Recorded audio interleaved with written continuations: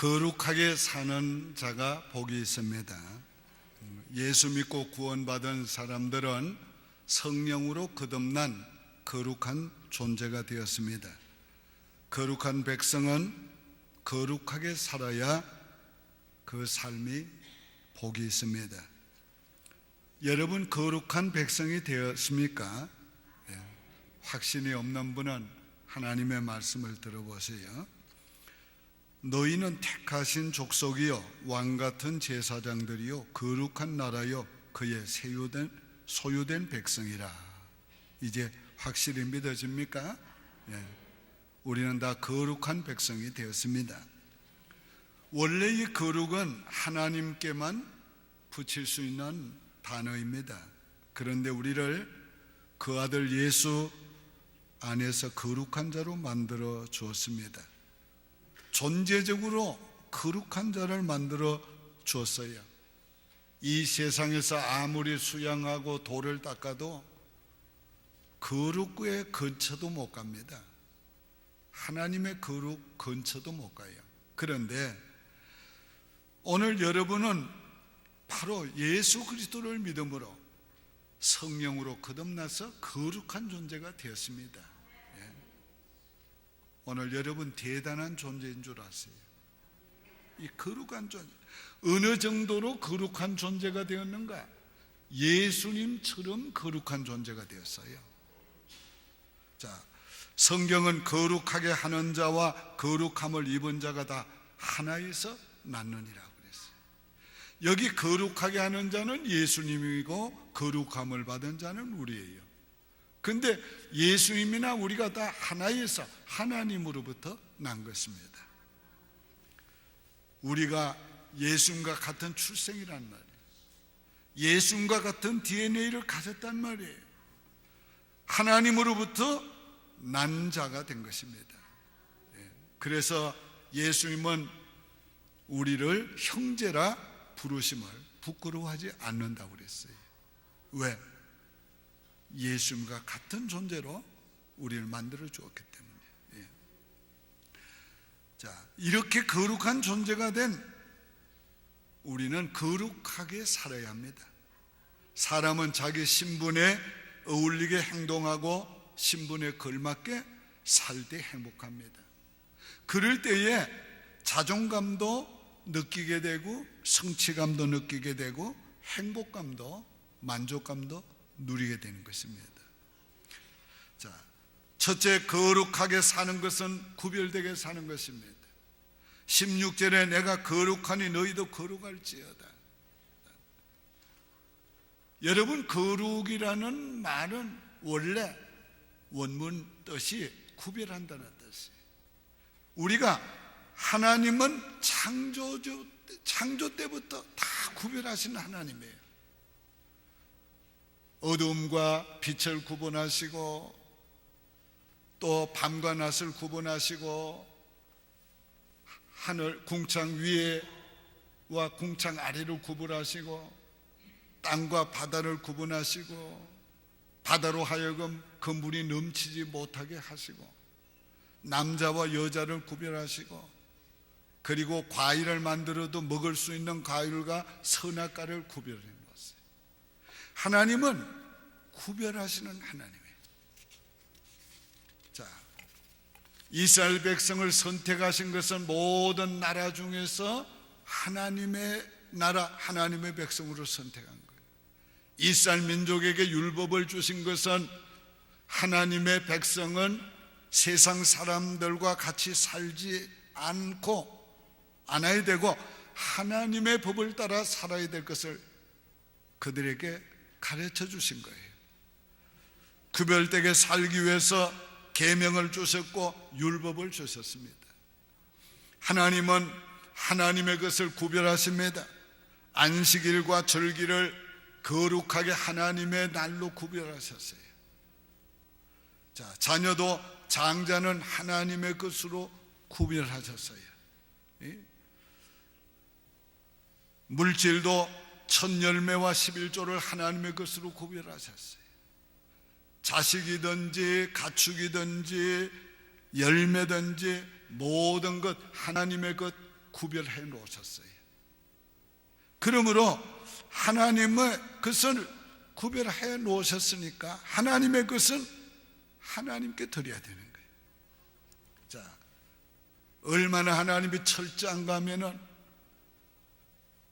첫 새끼가 못생기고 문제 있다고 다른 두 번째 새끼를 하나님께 드릴 수가 없어요. 장자가 못생겼다고 차자를 대신 드릴 수 없어요.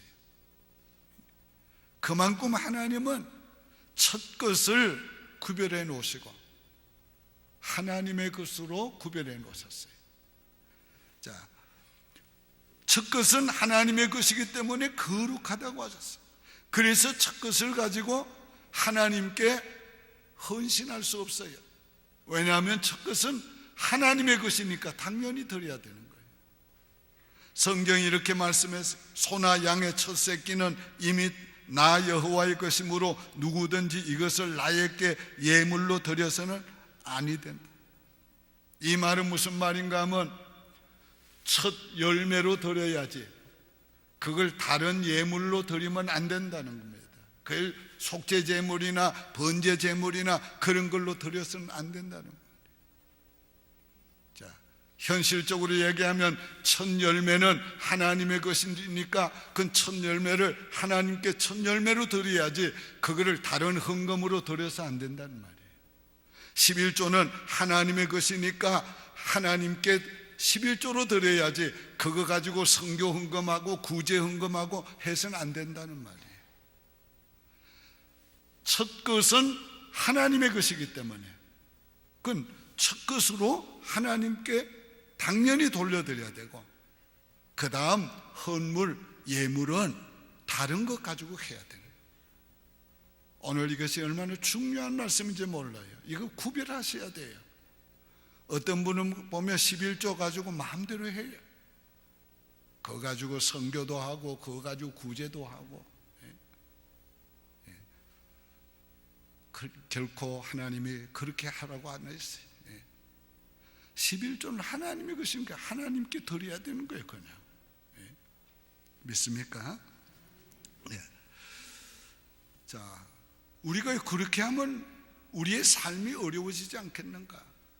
그렇게 염려하는 분도 있습니다. 첫 열매도 드려야 되지 11조도 드려야 되지.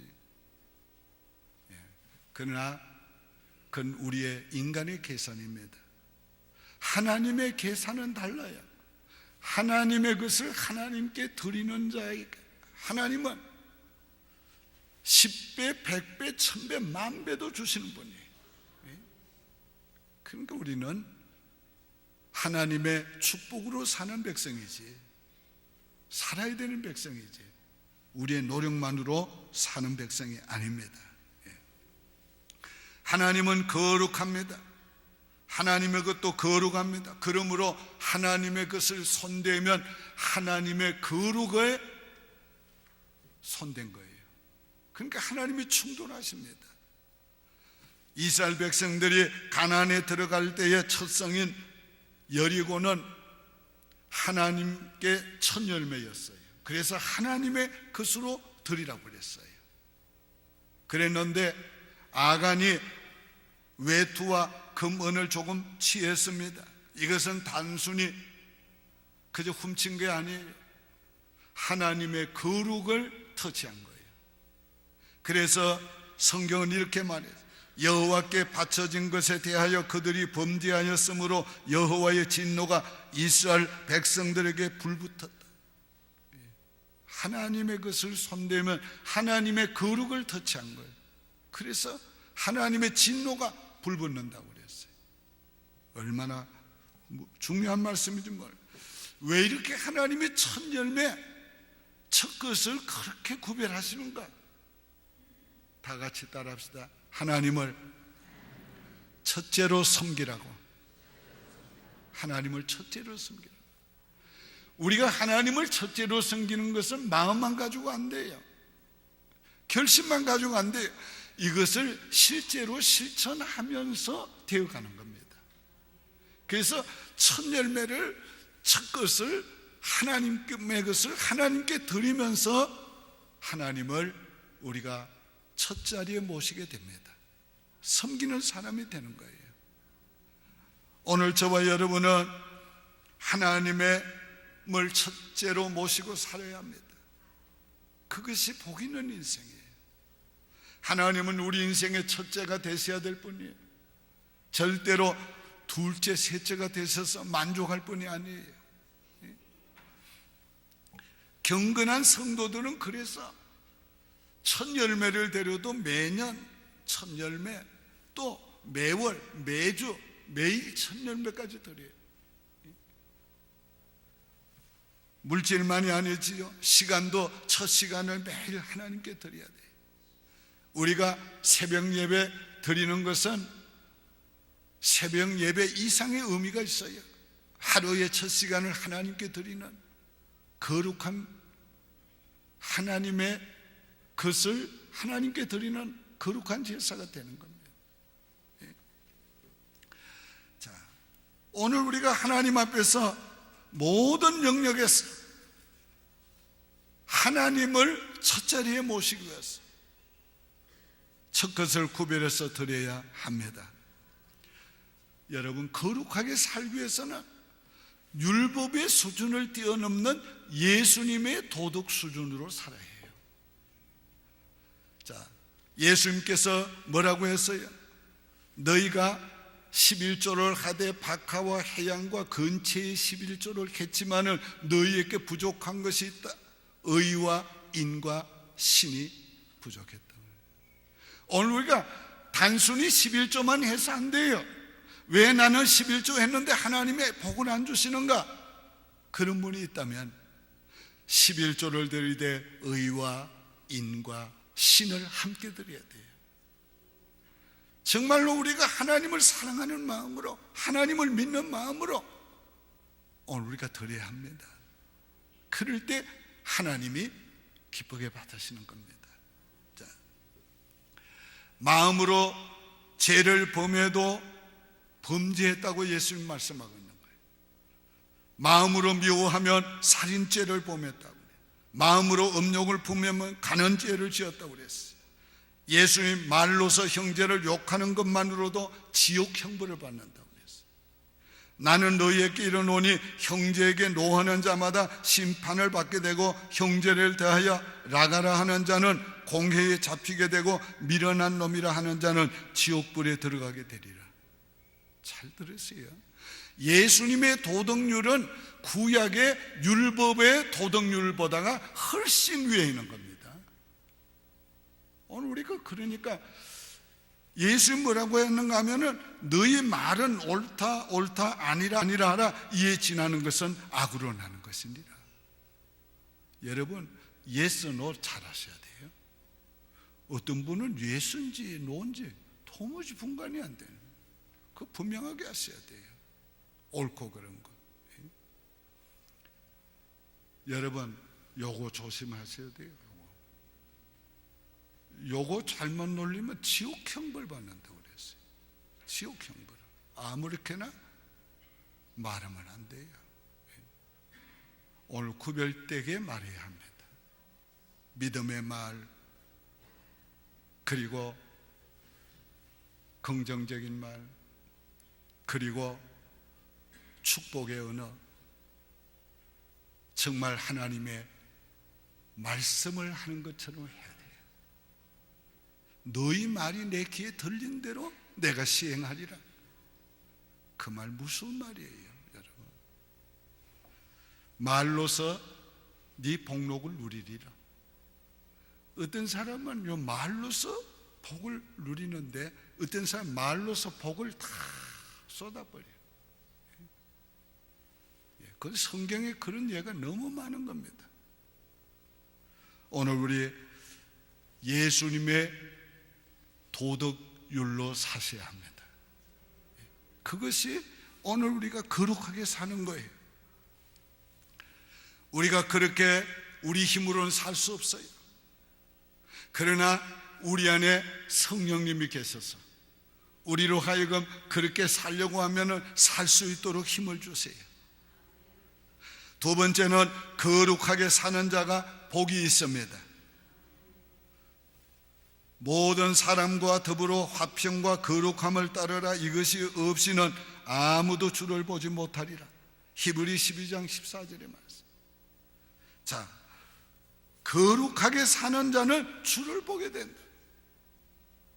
오늘 우리가 거룩하게 사는 사람은 영안이 밝아지고 마음의 눈이 떠여서 주를 보게 돼요.